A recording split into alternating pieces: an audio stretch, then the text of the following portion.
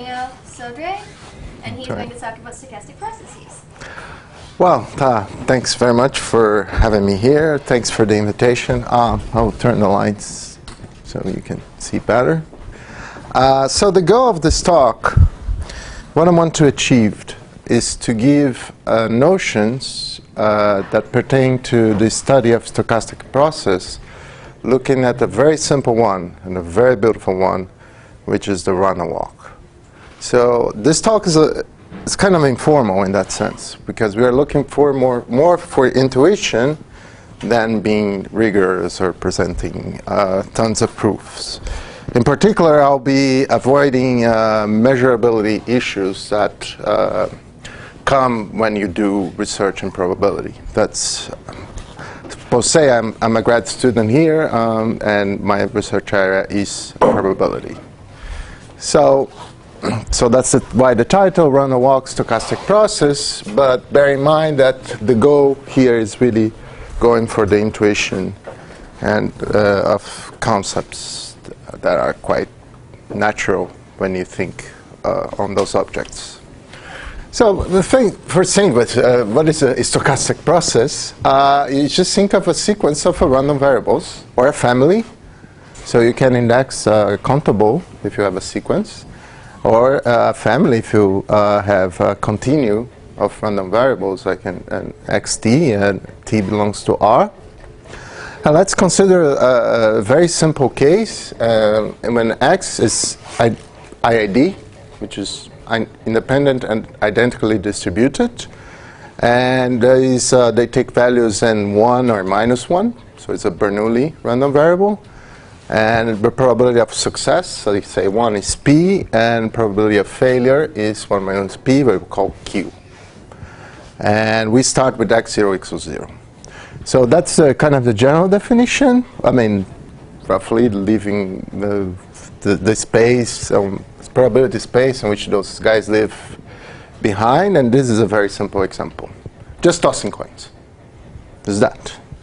And we can define a simple run and walk, the most simple run and walk, as the sum of this IID random variables. And it's another stochastic process. Okay? So, and that's the stochastic process we're going to be looking at. It's absurdly simple, but it's very rich, and it gives a lot of things to think about. So I like this object a lot. Okay. So first, since I defined these particular random walk as the sum, well, a random walk is a sum of IID sequences, but this particular one in which you go from either 1 or -1. What do we know about IID sequences of random variables? And we have first those two famous, that we see in probability. 101, that if the first moment or the expectation it's finite of xn, and since they all have the same distribution, all of them will be finite. I have the strong law of large numbers. So this should be x1, not x0, because I define x0 to be 0, but x1. And if the variance is finite, so this means that the empirical average converges to the expectation of the variable. And if I scale properly, I have the central limit theorem. I need to add that the variance is finite. And it means that the distribution of this empirical average, when I scale properly, converges to a normal distribution, 0, 1. So that's very simple facts about IID sequences of random variables. Okay, before I move forward, let's just take a look at some realizations of a random walk. So you see each one of those colors, it's a path that has been taken. So you keep the balance of your, think of SN as your bank account, and then, or your account when you're gambling. Every time you see heads, you get $1. Every time you see tails, you lose $1. And you're allowed to be in debt. And another way to think about in terms of stochastic process is that you are picking a random path. So when you have, for example, a normal distribution, and then you go on your computer and then ask me, oh, okay, give me a number, draw a number for a normal distribution, get a number. When you see a process, you may think of picking a trajectory. And this trajectory is random. So very, very simple concepts. So now that everybody's comfortable with SN, what we're doing here, tossing coins and keeping track of what's going on. So no much mystery in that part. Let me come back to the slide. There's probably something wrong. Let me just check.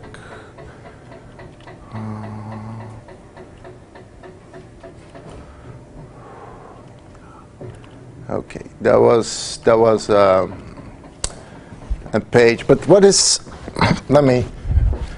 I made a mistake on the on the slides. But anyway, let me ask a first question. Let me define this n1 or n just as an inf of k, and k must be can be bigger or equal to 0, such that my random walk hits level 1. And n is a random variable, right? Because in this trajectory here, n equals 1, and this other trajectory here, n equals 1, 2, 3. N equals 3. So it really depends on the trajectory that you are looking at. And it is possible to actually find the distribution of this random variable. So it's possible to compute the probability that n is equal to n. And let me ask you, what is that probability when n is even? 0, right? Because I start at 0, so I can on 0, on 2, I'm always on even numbers, so I cannot hit 1. But so it's 0 here, and if it's not even, so in the case n is odd, so this is n even. And is odd. This is computable. I don't remember by heart the formula, but you can compute that using the techniques of. So it's bigger than 0. Okay. So, but okay. So that's the first random variable that comes out that is derived from this random walk. And I will claim that this random variable is an example of a stopping time.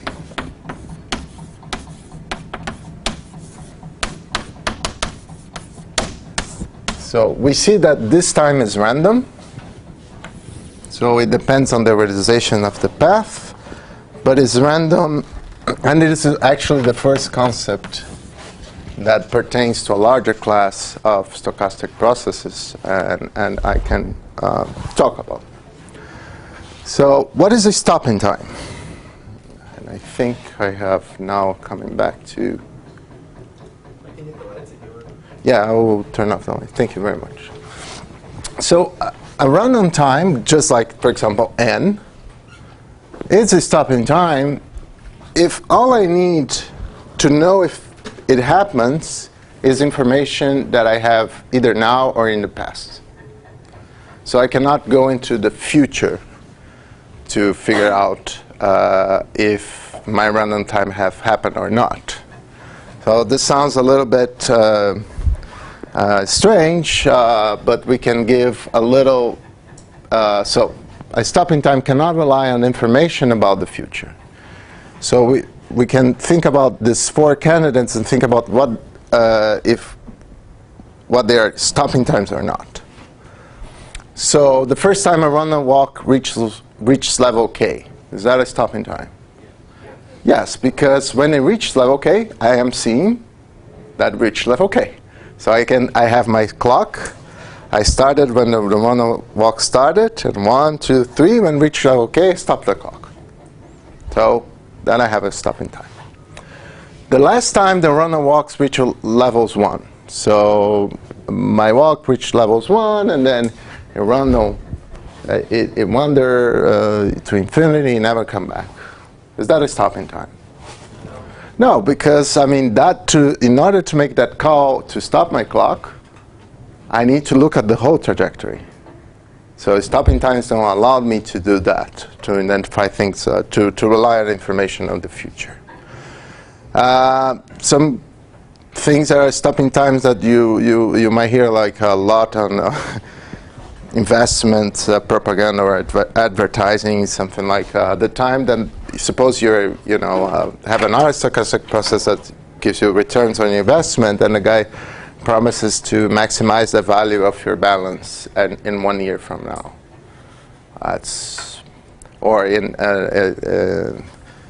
He will stop it at your maximum amount of winnings or something like that.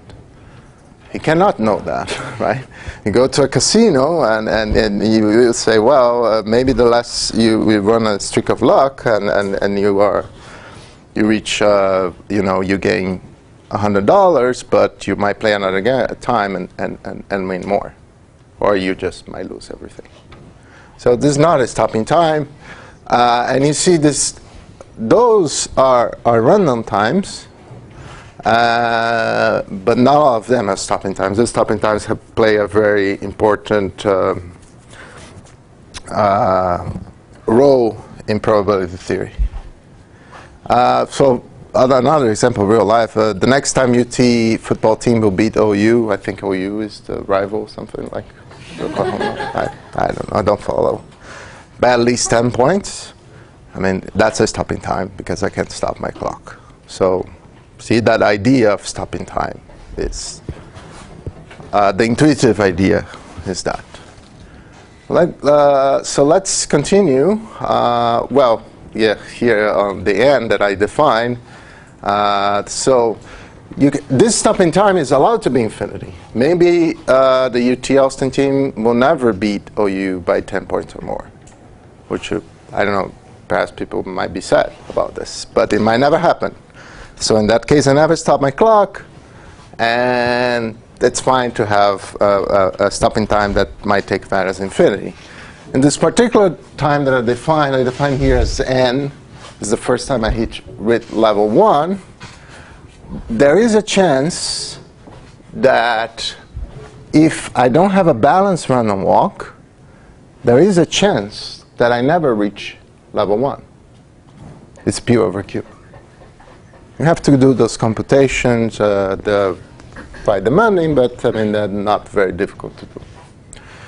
And another question is that, okay, what's the expected time until I hit level 1? And I found out, well, it's infinity if P equals Q. And okay, it's 1 if P is greater than Q. And the intuition is that when I have the probability of success being bigger than probability of failure, that my trajectories tend to go up, tend to reach higher levels and have the drift to go up. So I will reach level 1 for sure in a finite time. But if I have a tendency to lose on each toss coin, then my trajectory is pushing downwards, and I might not even reach level 1. And also you can compute the expectation of n and you find out that in this case, when Q is, in the case that Q is bigger than P, I have the probability of n being infinity is positive, therefore the expectation is positive. But on the other cases, I has also in that the balance case that the expectation of reaching the first level is infinity. It's already a kind of a striking result. You mean I will reach level 1 for sure at some time, but my waiting time has an average of infinity. And so that's the remark here. When I have a balanced random walk, the probability of hitting 1 at infinity is 0, but I still have the expectation is infinite. So it might take a long time for me to hit level 1. So let me ask a question. So let me come up with another stopping time. Let n2 be a random variable that counts how many steps it takes to go from level 1 to 2. What is the distribution of n2? Given, given, so to go from, so if my walk reaches 1, I start counting, start counting until reach level 2. And what is the distribution of this random variable? Yeah, it's the same as n1. Here I departed from 0, toss my independent coins, I stop my clock when I reach 1. And what I'm proposing is once I am 1, I start throwing my coins and stop when I am at level 2. So those two random variables should have the same distribution, since everything is IAD. So you can construct then a lot of stopping times and numerous on this kind of walk. So let me discuss one that will play a role later in another concepts that I want to introduce, which is the first return to 0, which is the first time after, well, I start my walk at 0, that I will hit the 0 again.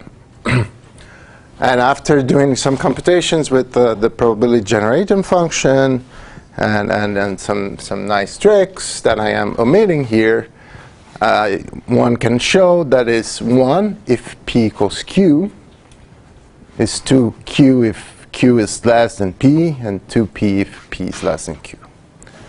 And again, the expectation, although when p equals q and then we have a balanced random walk, the expectation is infinity. But then I ask you the following question. So when p equals q equals half, the return to the origin is guaranteed. However, the expected time for that to happen is infinity. So it might take, the intuition might take a long time. And so now, suppose that I am in the balance case. How many times the walk returns to 0? What? Infinite number of times. Infinite number of times. Because once it returns to 0, I can forget everything that happened. And then I start as if my walk started again. Then I'll hit 0 again in a finite time. And then I hit 0 again. So the number of times that I cross 0 is infinity when I look at the whole path of my random walk. So suppose the walk is at level 2.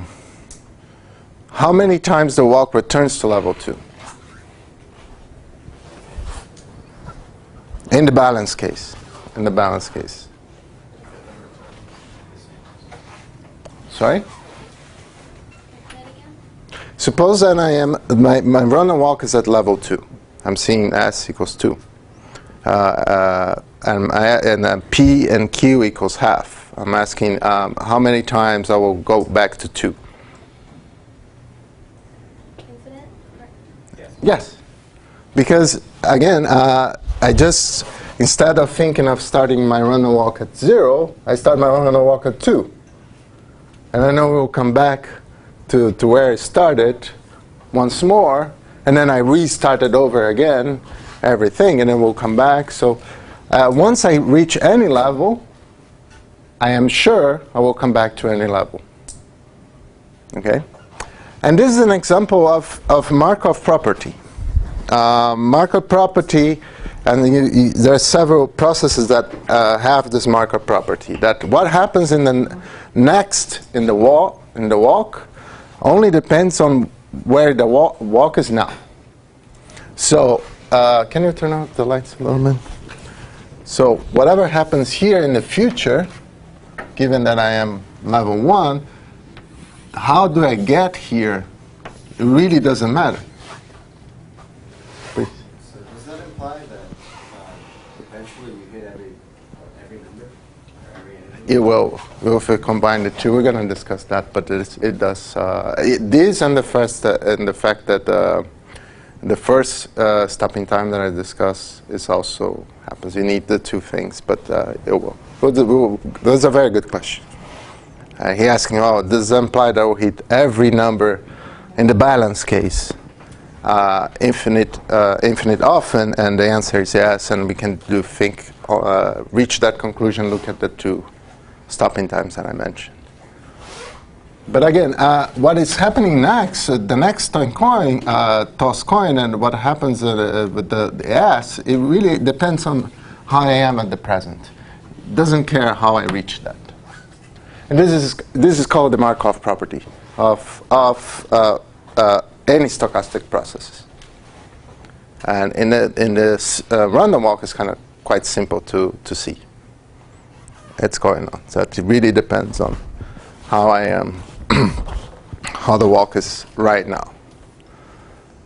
So just got from Wikipedia. It's kind of very lazily, but I mean, I read it. It's kind of a process satisfies. So you can think of a general process that satisfies the Markov property if one can make predictions for the future of the process based solely on his present state. So I don't have to look at all the past again.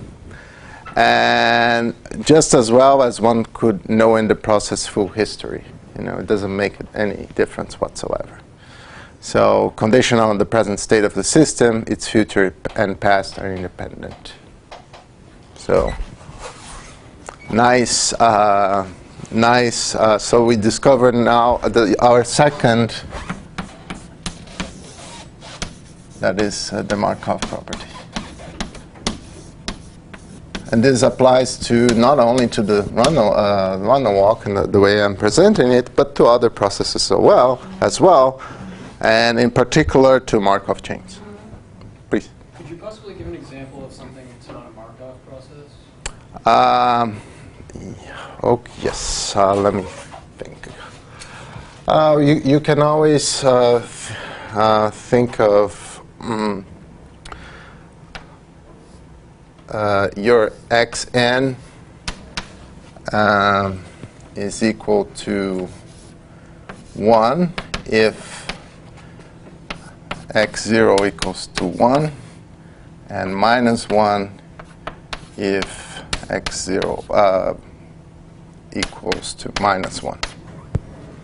So that's a stochastic process, and it surely depends on what first happened. It's a very simple example, because if I start here at 1, I will always get, and then I will consider the sum, right? I'll always go up, and if I start at minus 1, I always go down.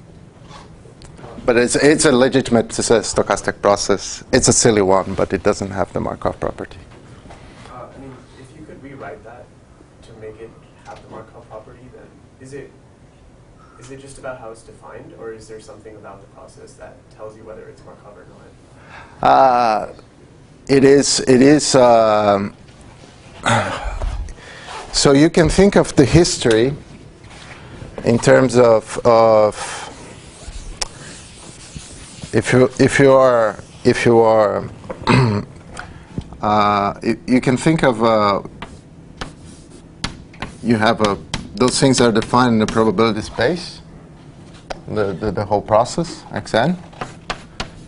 And you can think of, well, F would be the sigma algebra containing what elements you can measure or not.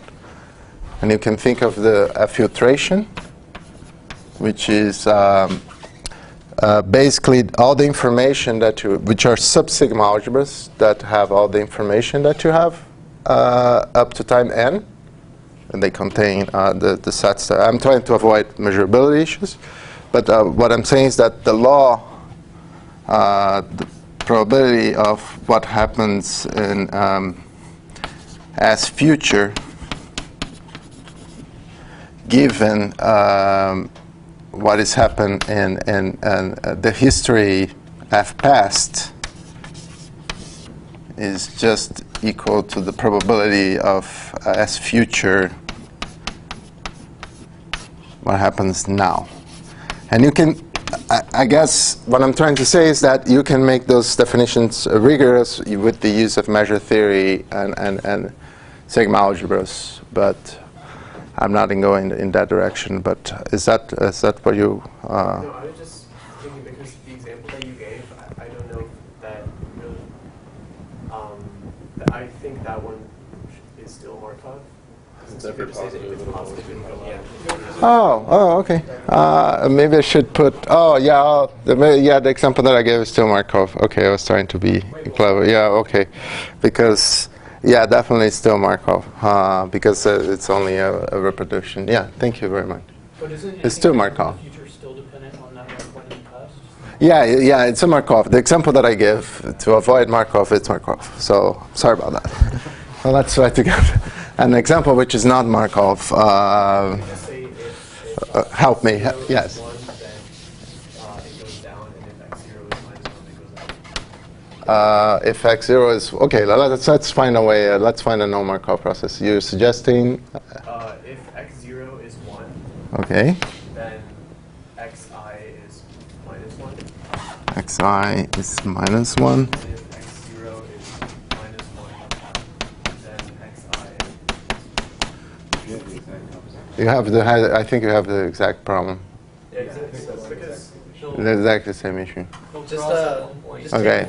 just Okay. imagine a frog. This is Zikovich. Yeah, sure. Let's find a no Markovian This process. is Gordon Zikovich's favorite counterexample. Sure. You imagine you have a frog jumping between, say, 4 lily pads. Mm-hmm. And so, the first step, it just has, say, chance, 1/3 to jump to any pad. Uh-huh. But it remembers the pad it came from. So Oh. next it would have 1/2 to jump to the remaining 2 pads. Mm-hmm. And so there, it would not be Markov. Because if you just know you're at a pad, then you have 1/3 to go to any of the other ones. But if you're at a pad and you know you were at, say, a previous pad, then you only have probability 1/2 to go to the 2 remaining ones. Yeah. So that one would be Markov. Is that covers the contact example? Thank you. If you want a more physicsy example, Yeah, so sure. in physics, often the motion of something depends not only on its position but also its velocity. So you could imagine a random walk where your probability for the next step, your probability distribution for the next step, it depends not only on your current position but also whether you went up or whether you went down the last time. Yeah. Okay. Good. You could just say, Okay. Please. Could you have something like you're starting with, say, the first 10 integers and you're always doing a running average? Running average, yeah. That's fine, yeah. Also no Markovian. Running average, yeah. Got varying examples. We're good. Okay, so the primary example of Markov processes are Markov chains. And what the idea behind Markov? What's kind of intuitive the why we go to Markov processes and they become very they are studied a lot.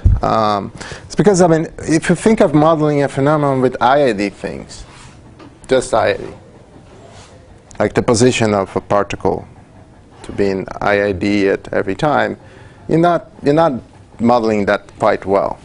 Right?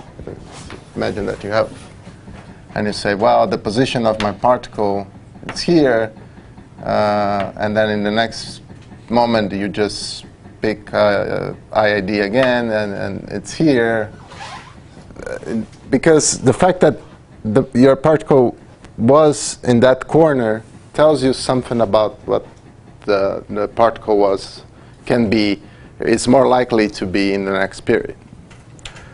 On the other hand, if you try to model the behavior of this particle using the full history, things might get very complicated. So the Markov processes are kind of a compromise between those two things. You abandon the IID idea, but you still just say, well, the whole path doesn't matter, just what matters right now. So in that case of the particle, I mean, once the particle is there, I don't care how it came to be there, the whole path, but I will assign more probability to the particle to be in that area on the next period. But I don't care the whole path of this particle, So it's a trade-off between, accuracy. And so systems that are not Markovian, of course, tend to be more complicated to analyze in general. So, and Markov chains are examples of Markov process. And next thing that I will talk a little bit. So, okay, we cover Markov property, and hopefully we'll cover Markov chains.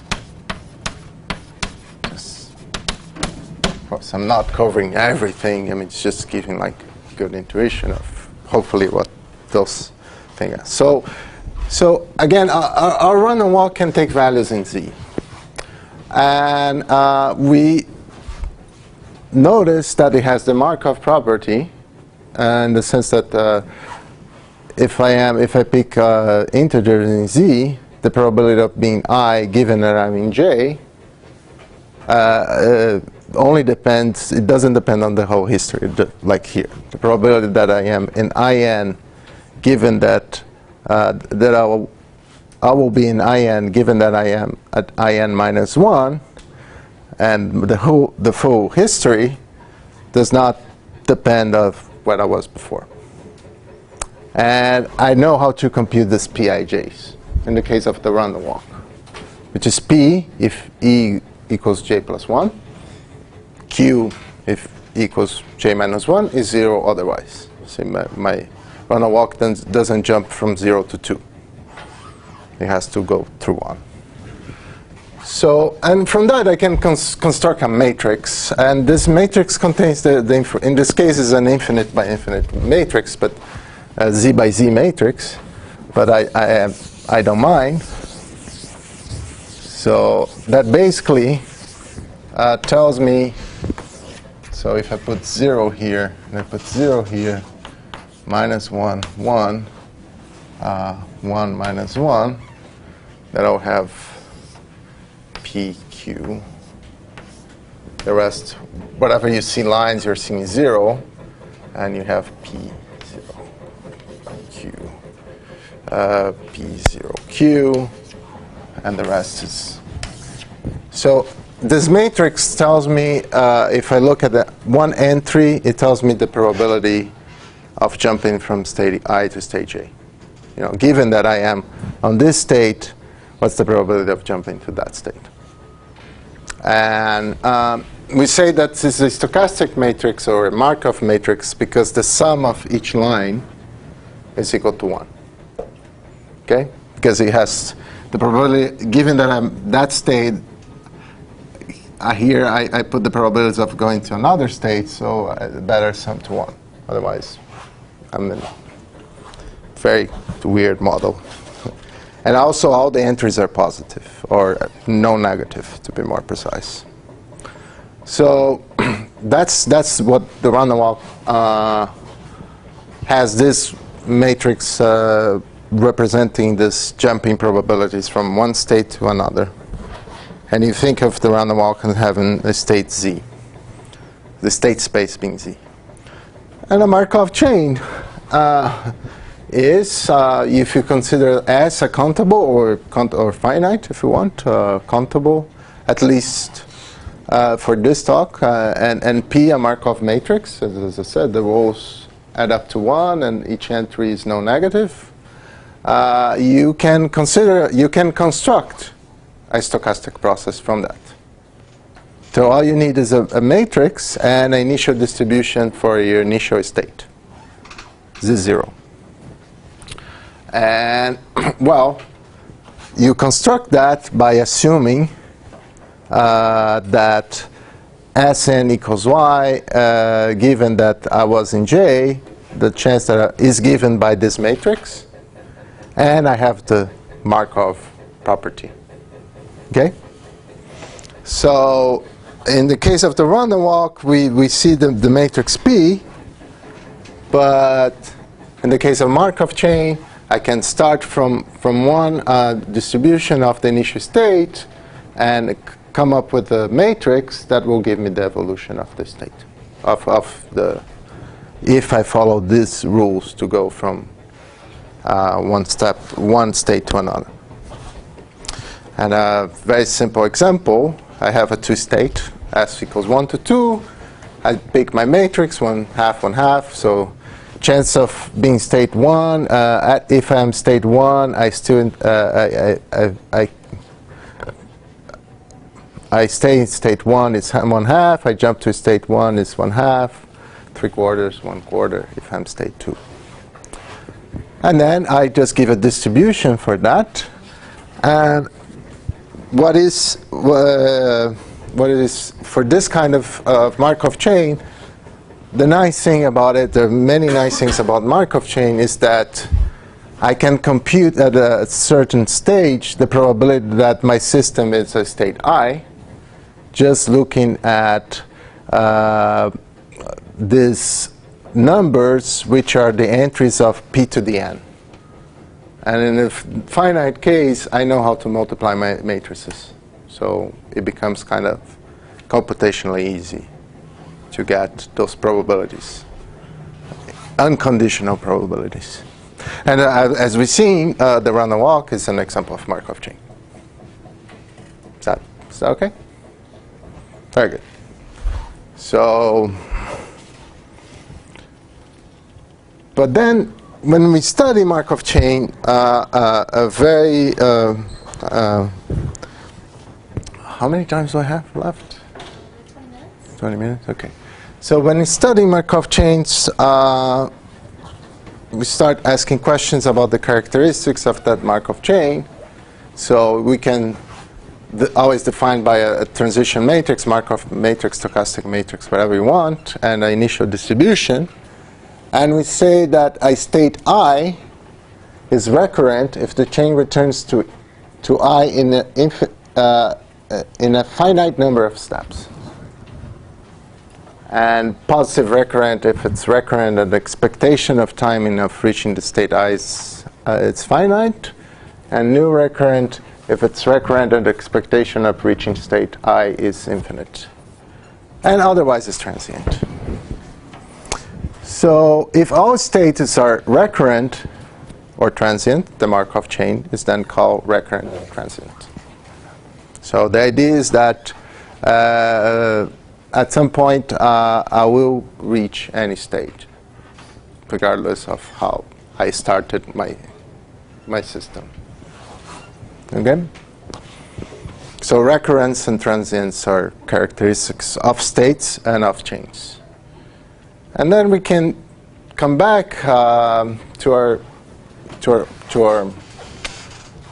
and ask when the walk, simple walk, is recurrent or not. Well, if I have the first return to 0, I know that is I know that is almost surely finite only in the balance case. So I only have chance of recurrence. By definition of recurrence is that I'm gonna for sure achieved another all the states with for sure, and the state 0, in the case that I have an unbalance, I may not achieve it. I may not return to that with positive probability. Therefore, that chain is transient. And in this case, it's recurrent only if I have the balance case, half and half. And again, recall that also for the balance case, the probability of hitting 1 when I start at 0 is then, again, a finite random variable. I mean, the number of steps that I need is a finite random variable. Okay, now my claim is that without this information, I can say that the random walk is recurrent, even though I didn't speak about, and that's your question. It was your question at the beginning. So combining these two stopping times, I can say that Markov chain is recurrent. And remember that the definition of recurrence means that I have to achieve all states in a finite time. So what's going on? So I mean, I'm claiming that I'm done once I see this. I'm not going after level 10 or level 11 or level. Is that any idea, the intuition, why I'm claiming that I already have all the information to claim this recurrence?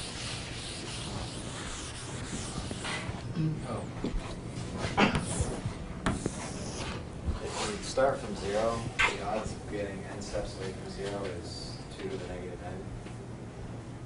So since you go to 0 infinitely many times, you have many times to.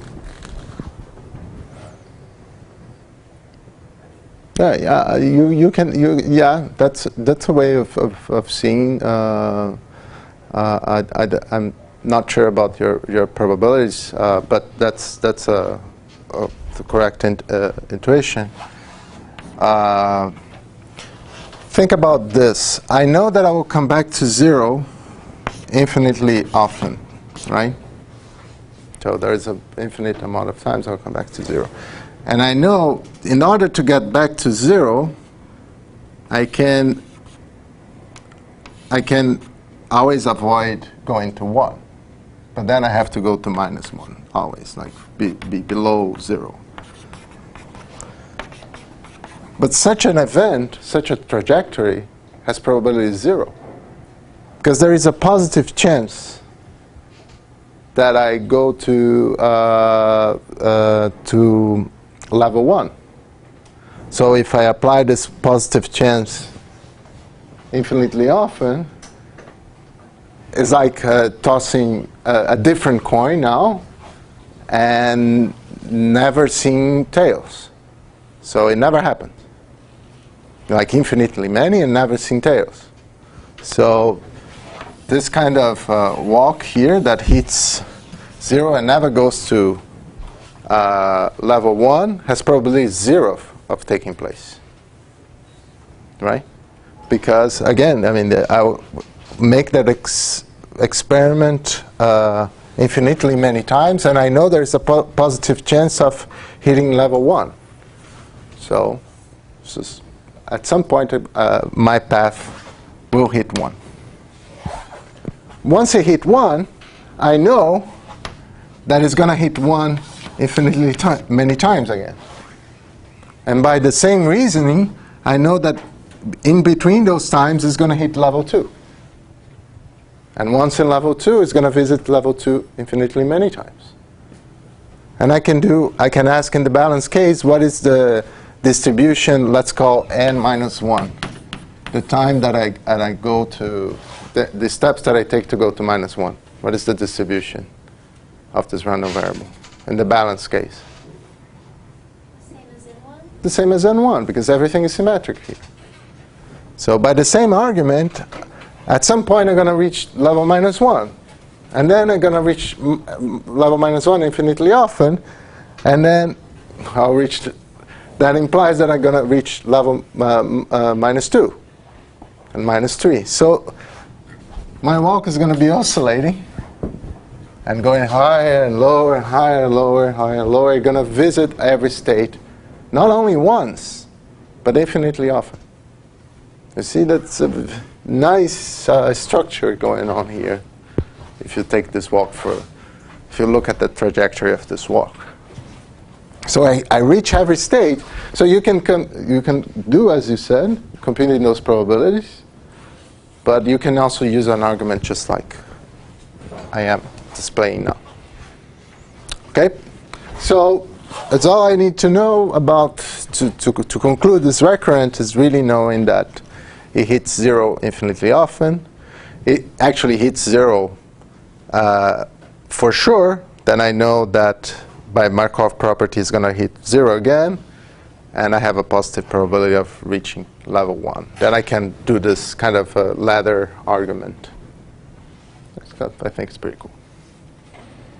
So we cover Markov chains, and especially the concept of recurrence transients. When you study Markov chains, those concepts appear. And I said my goal is to give you an idea how they appear in the one walk. Now, one of the last topics is martingales, and for that I'll need a little bit of more of measure theory. So all these things, tossing coins, happen in a probability space, and I can imagine this stochastic process F is a sigma algebra that contains all the measurable events, all the things that I can take a probability of in this sequence. And I can think of the history of the process up to the time n. So all the possible information coming from the process up to the time n. In the case of the simple run walk, is all possible outcomes, all possible trajectories that I can see coming from time n. And that can be translated into a sigma algebra that is contained in the bigger sigma algebra that has all the events that that this stochastic process that are measurable with respect to this stochastic process. And so I have not all the possible information but I have all the possible information up to step n. So it's a little bit of a measure theory going on there, but we can Fn is a sigma algebra, so it's a set of sets of my set of subsets of my state space that has some nice properties, but I'm not going to that. Think of information. I like to always to think of sigma algebras in terms of information that they give us. So in this case that I define loosely the Fn, the sigma algebras, the information that I have, what type of events I can measure. For example, the max of the run and walk. Can I measure that? Can I when the same measure, say, assign a probability to it?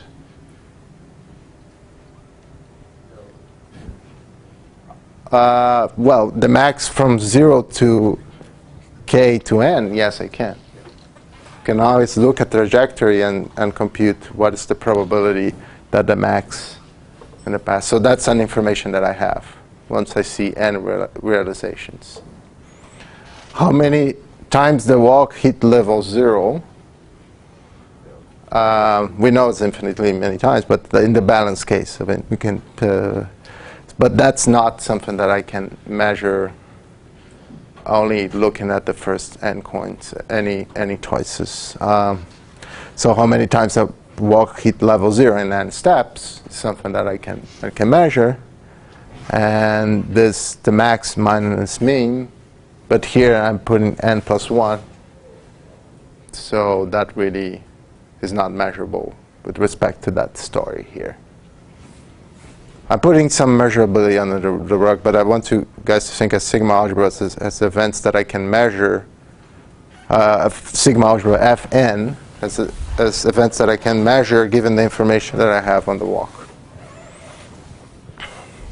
So the problem in this case is with the n+1 here. So it requires information from the future, which this sigma algebra doesn't have. So, and of course, as the time passes, more information I gather. So one sigma algebra is contained on the other. So a filtration in that sense, that history is a sequence of sigma algebras that is increasing, because the more I see of the walk, the more information more things I can tell about it. So in the case of P equals Q, I can just make this question: what is the expected value of the random walk given the history up so far? And in this case, I can use taking the history x0, x1, xn, and I claim that it's xn. Is that clear why? Okay. Maybe I should do this. So expectation of Sn plus 1 given x0, x1, xn equals to expectation. By definition, this is xn plus 1 plus I equals 0 to n of xi given x0, x1, xn. Well, this I already know, right? Because it's given those random variables. So I can put out of the expectation, so I get the expectation of n plus 1 given this whole x0, xn plus the sum equals 0 to n of xi. Those already happened, so I take out of the expectation. Well, this is Sn. This is independent of that, right, because of IID assumption. So this is equal to expectation of xn. And in the balanced case, this expectation is 0. So given the history, my best, in terms of mean, my best projection is the state that I am now. Even though I will never be on that state. Because if I am on level 2, I might go either to level 3 or level 1. But on average, I expect to be on level 2, on average, taking the average. So that's very loosely speaking. So it has this R run the walk, if P equals Q, has this property. And if you think of a general stochastic process and a filtration, this is an increasing sequence of sigma algebras that have the information, I can say that Zn is a martingale with respect to the history if the expectation is finite. Sn is Fn measurable, so it means that the information that my sigma algebra contains and the information of this random variable provides, they're in some sense compatible. And the expectation of Zn plus 1 given history equals Zn. So this is a martingale, general. For any stochastic processes, we have at least, I'm given the definition for a countable case.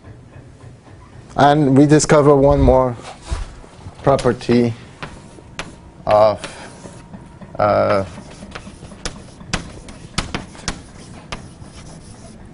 one more definition that we can make sense looking at the simple random walk. But it might happen that if happens that z plus 1 given the history up to time n is bigger than Zn, then I call this a submartingale. And if inequality is reversed, I call it super martingale. And the theory of martingales is very beautiful. In particular, we have convergence results for martingales. Normally, when you look at a process, you might wonder if it converges in some sense in law or in almost sure sense to some random variable. And having a martingale gives you, under certain conditions, give you convergence results that I'm not going into this talk. And as a small exercise, I mean, if a random walk S is a martingale with respect to story, if P equals Q, and what if P is greater than Q, then what we have is a super, I claim that is a sub-martingale. So if you take the group of or the set of all like sub-martingales, super-martingales, and martingales, is that more specific than just saying it's a Markov process? More, yeah. I mean, I can have. I don't know. I mean, there are different definitions, so I don't need to have a Markov process to have a martingale. I mean, yeah. So I can cook up an example in which I don't have a Markov process, but still have a martingale. Okay, but if it is a Markov process, then it must be a martingale. No, the example is here. If the random walk is not balanced. Or if it's a Markov process, does it have to be one of those three like sub-martingale, martingale, super-martingale? Well, you always can give counterexamples playing a little bit with this filtration, you know. So that's, I think it's an easy way out of your question being no, because I can always play with, I can put other random variables that make this filtration come up with the information. So my answer would be, my first guess would be no. I can go, in principle, different concepts. Yeah. One does not imply the other way around. Okay, but that's a very, very, very, very good question. So there is given this sets of slides online, and there's a Gordon. This is from Gordon Zikovich notes. It's a nice example of a martingale that you can compute. Like union urn contains B black and W white balls on, and the game is the following: I pick one ball at random, and then if I pick black, I will replace with 2 black balls. If I pick white, I will replace with 2 white balls, and I keep doing that. That forms a process. The proportion of black balls at time n forms a stochastic process, and you can prove it's a martingale with respect to the natural filtration of what we, the natural history of what you've done so far in that exercise. So yeah, you can prove that, and there's some hints, and I can let this available to it. And so the last topic, I still have. If you want to say like a few more minutes. Yeah. Last thing is that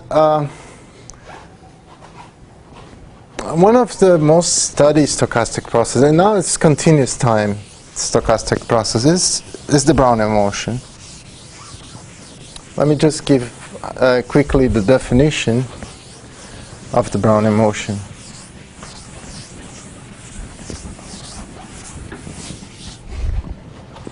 So we have a stochastic process now in continuous time, Bt. So it's indexed by t belongs to R. That's why we call continuous time. Not that t means time or anything like that. So if 1, B0 equals 0, 2, I have independent increments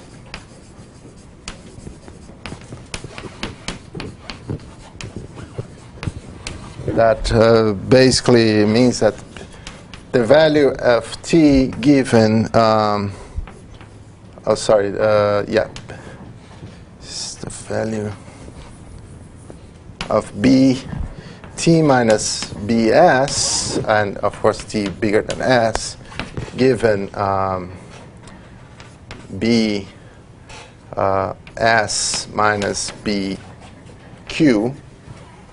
So those are two increments that I take from here to here, and I look at the difference, and I look at the difference from where I pick it up, the increments, and they are independent, and then Q for T bigger than S, bigger than Q. And what is the other property is that BT3 minus BS, it's a normal distribution. It's not only a distribution, but variance T minus S. And you see the Brownian motion looks like that if you simulate it. And it carries many properties of the simple random walk. Actually, one way to prove the existence of such subject is to think of a simple random walk, a balanced one as we presented, and today, and think of dividing this grid here and making the time steps smaller and smaller, as at the same time making the jump smaller and smaller. If instead of jumping to 1 and minus 1, I jump at time increments, I jump less and less, but I still, with equal probability, somehow take the limit in a reasonable sense, and I have the Brownian motion. And many of the characteristics of transients that we discussed, if you look at the path of a random, of a simple random walk, and you connect, so this is the realizations, but if you connect that, you get a continuous function that is not differentiable here on the kinks, on the jumps, right? But here, when I take this limit, the jumps happen all the time. So the Brownian motion is, the path of a Brownian motion is continuous, but is no differentiable everywhere with probability 1. Transients goes, and it's no wonder that I have normal distributions here. One of the ways to actually prove the existence of Brownian motion with much more care is doing this process of dividing, chopping up this, and making this time steps a little bit smaller and smaller, and making the jump smaller and smaller in the right scaling. And I have something that was Bernoulli, and now I have something that is normal. So is any intuition why I'm getting this? Bernoulli distributions and normal distributions look the same, look like large sizes. Any distribution, central limit theorem, IID. Yeah, for the IID, I'm getting normal. So if I want to, a process like that has these properties, but it doesn't have the normal property like that, that object does not exist. And what is plain rho here is really central limit theorem. So that's why I got normal things. And again, since I started with the balanced things, go up and down, crosses 0 infinitely often, and has many properties that carry over from the simple random walk. So that's it. I hope you enjoyed, and if you have any questions, please let me know.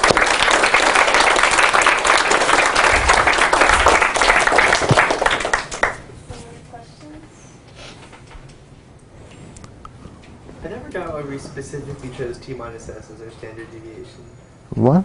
For the last part of Brownian motion, like increments are normal with T minus S as standard deviation. I don't know. It's a very random question. I just never got what we picked that. I think one of the, if you go into that Resnick, there is this nice book. I'll just give you Adventures in Stochastic Process that goes on the part of the Brownian motion. They do they don't prove the Brownian motion in that way, which is possible, that way of slicing.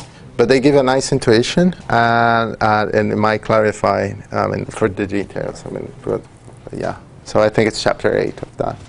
That gives that uses that intuition. They prove in another. I saw at least 3 proofs of existence of Brownian motion. So the one that I saw doesn't get that. And by the way, I'm very interested. I mentioned this book, Adventures Stochastic Processes.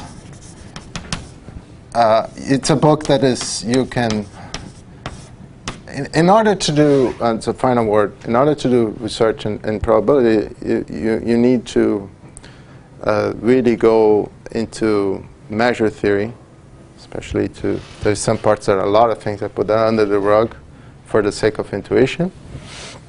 But research requires mastering of such measurability issues.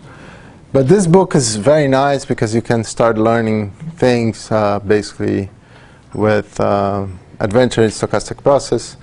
And if some of you wish to read this book and would like a guidance and solve some exercises, I'm actually, I found this book very interesting. And the good thing is that you can open up and start working on right with low level of measurability. And the first chapter is you'll find this discussion of random walks. The second chapter is a discussion of Markov chains. Has plenty of good exercises. So there is any interesting of reading that book with me and discussing any part. I am always looking forward to solving some challenging exercises. Also, the exercises on this book are amazing in terms of intuition. So, any other questions? Wow. It looks like our speaker. Yeah.